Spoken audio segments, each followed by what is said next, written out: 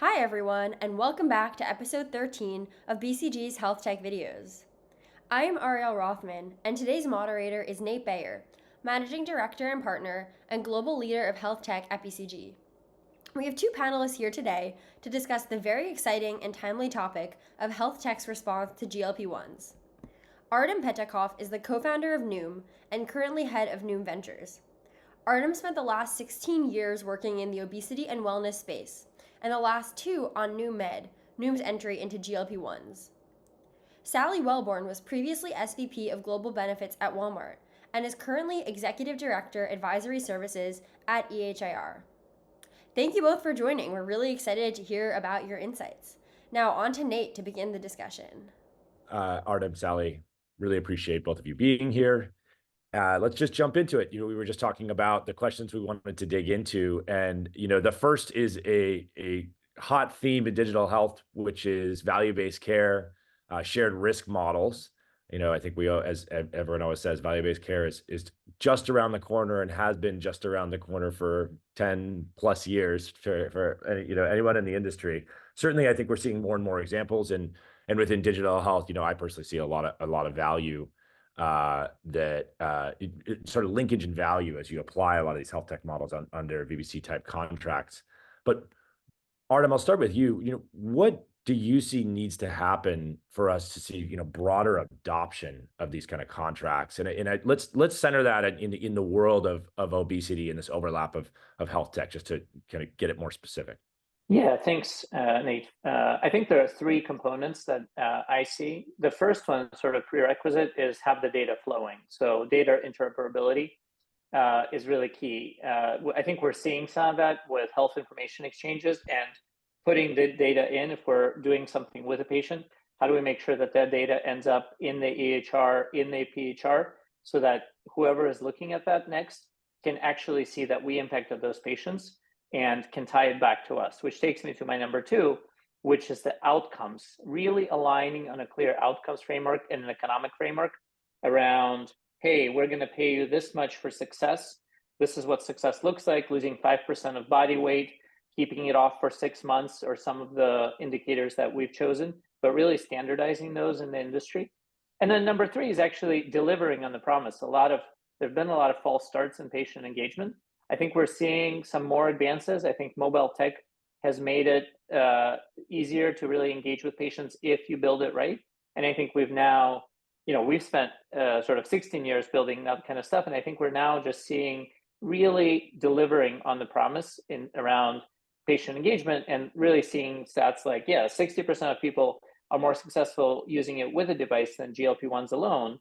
It's like that wasn't really true until a little while ago, until we had the technology. So those three. Sally, how does that resonate with you? You've seen this from multiple angles and approach the question, at least even from a buyer perspective as well. Currently, there's all kinds of value contracts or value-based contracts out there that are nothing more than a bundle. And I think being really clear about what it is we're looking for, and bundles are okay. There's nothing wrong with a bundled pricing construct.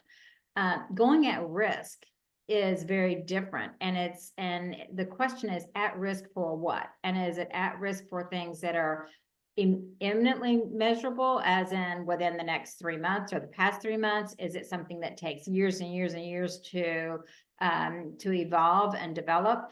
And that's where it becomes an extreme challenge for purchasers to really get associated with or buy into, so to speak, true at-risk value-based contract, particularly in an area such as the area we're talking about today, which is obesity. So let's double down on that, because Artem talked about consumer engagement as being critical, and certainly health tech, digital health is often linked to behavior change. Certainly, behavior change can be a significant part when it comes to obesity and managing wellness, and we are seeing an acceleration in terms of those outcomes with the advent of GLP-1s and sort of broader scalability.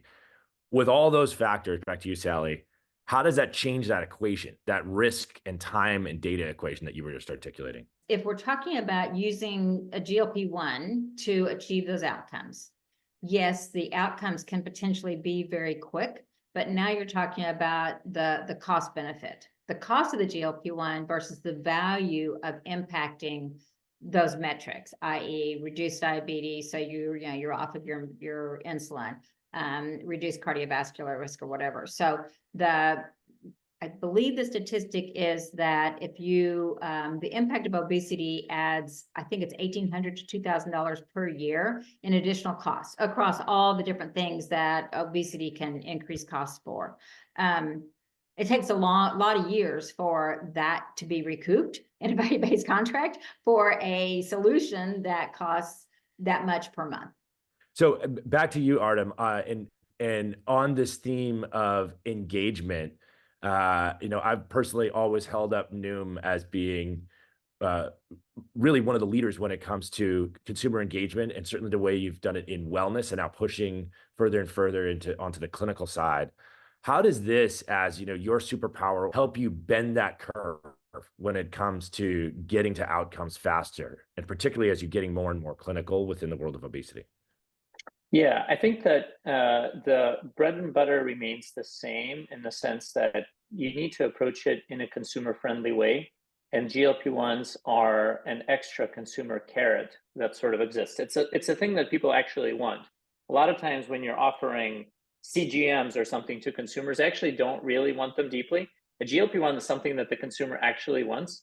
So we have an extra tool in our toolkit to then engage the consumer. And we can say to the consumer, look, before you get that GLP-1, we're going to triage you and we're going to put you on a behavior change program for a few months, potentially. Let's see if that helps. Let's see what that does to you, because maybe that helps you in a way that's a win-win, because you don't have to go on the medication. Or maybe we can put you on the medication for a short amount of time and sort of continuously triage you. And I think people do not want to be on the medication longer than is necessary. We hear that all the time. So in a way, the incentives are aligned then, but like the mechanics of that, getting that right in a medically sound way, also in a way that is a consumer-friendly way without a million appointments, because people also don't like to attend those.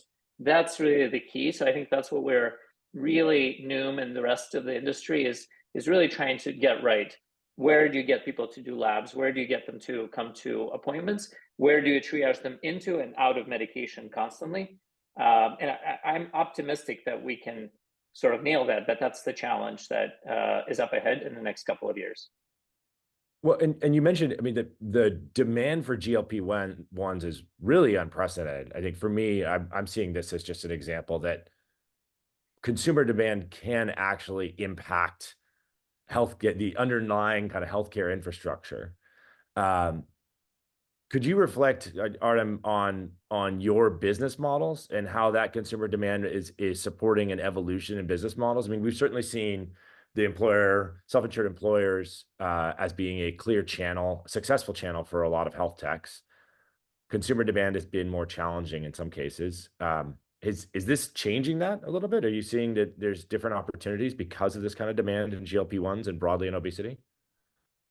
We certainly see a lot more consumer interest. I mean, we were just talking about Noom being sort of well matched at the EHIR, et cetera, because there's a burning platform now that did not exist before. What you do about that burning platform is the question, right? Now there's all this spend, right? A lot of employers have seen and payers have seen their medical spend go up by as much as 30%. Their overall medical spend has gone up by 30% just in the GLP-1s alone. So that does create, of course, new business models, because you need to take care of, and for many of them, it's tens of millions of dollars of extra costs that now exist. And so what you then have to do is evolve the business model to be able to say, yes, we're going to save you that medical spend, and let's share some of the savings. Let's figure out how to be a cheaper and better alternative to some of that. How do you also really bundle these medications together with a behavior change program, because that's how they've been prescribed, right? The GLP-1s are designed as an adjunct to a diet and exercise program, and it's for us and for the employers to kind of really enforce that. I'm very curious, Sally, because I think you actually did call out some specific numbers here and actually posed a bit of a tension between the value associated with average costs of obesity annually and the notable price of these drugs. If we think about health techs as being another cost, like on top of the actual molecular therapy, but one that, to Artem's point, you do have to reinforce behavioral change in diet and exercise as well, and health tech can certainly be there. But how do you think about how you stack all these costs and make sense of that? Is there real value here? And is it changing the business models at all? So employers have been focused on managing or helping their employees manage obesity for a couple of decades now. I mean, wellness programs are not new, and they were originally kind of around getting people to, eat healthier and get more exercise. So that's not new. And I don't think the employer focus on helping people get healthier and manage their obesity, that hasn't changed and won't change. So the adding on a cost, we've been spending some money on this for a long time. We've had programs for a long time. So the additional cost for the service itself is nominal in comparison, really, compared to the potential outcomes, unless you layer in the drug cost. So I would say the opportunity for health tech is to get to those currently unengaged, and the additional cost of the service itself, that I don't think is actually going to be a barrier to growth. It's actually, how can the health tech manage the overall cost and the value of changing people's lives? Sally, back to you with one more topic. We've been talking about obesity at the center of this, and sort of GLP-1s as a molecular therapy, but a health tech wrapper. Certainly obesity is a comorbidity, diabetes being kind of the obvious first place, but, certainly cardiovascular disease. And yes, and GLP-1s, are finding applications in sleep apnea, broadly, and addiction. So there's vectors that go out from what is clearly already a valuable center. How do you think about how this might evolve in terms of where there might be appetite for this, payer, employer, consumer, and then ultimately impact? Yeah, so I think it's going to go more, to your point, more broadly, because there will be more indications or conditions that will actually be ripe for or be suitable for a GLP-1 intervention. And so solutions that can be broader in the way that I'll call it their funnel of intake, where their funnel of intake may be actually musculoskeletal. Mm-hmm. Right, where someone who is obese has more risk for hip and knee and joint issues. So solutions that can solve for and be responsive to other conditions, where it's not just responding to obesity, I'm responding to the patient that has cardiovascular risk, sleep apnea risk, MSK risk. That's where I think the opportunity will be in health tech. Yeah, going outside of the conditions is where a lot of the value is. That's why we have been expanding, really see ourselves as really standing up sort of a holistic cardiometabolic clinic, because this obesity was always for us the Trojan horse, kind of the tip of the iceberg, and the consumer value prop that was necessary to get out there. Where the costs are coming are hypertension, diabetes, congestive heart failure, and I think we have a chance to impact that. And so it's almost even a better Trojan horse, a little bit what Sally was talking about, where a lot of consumers have lost hope. They've lost hope that anything can help with these things at this point. And this is the chance to now engage them and actually bring them more solutions. Once that's working, once somebody's starting to lose some weight or seeing some progress, then they want to fix more of their health. So I think I'm really hopeful that as health tech, we can embrace those opportunities and say, not just sort of treat a single point solution, but really say, yes, this is a chance to take more care about your health. And look, you're already doing this and this is already working. Let's double down on it. That works from a behavioral standpoint.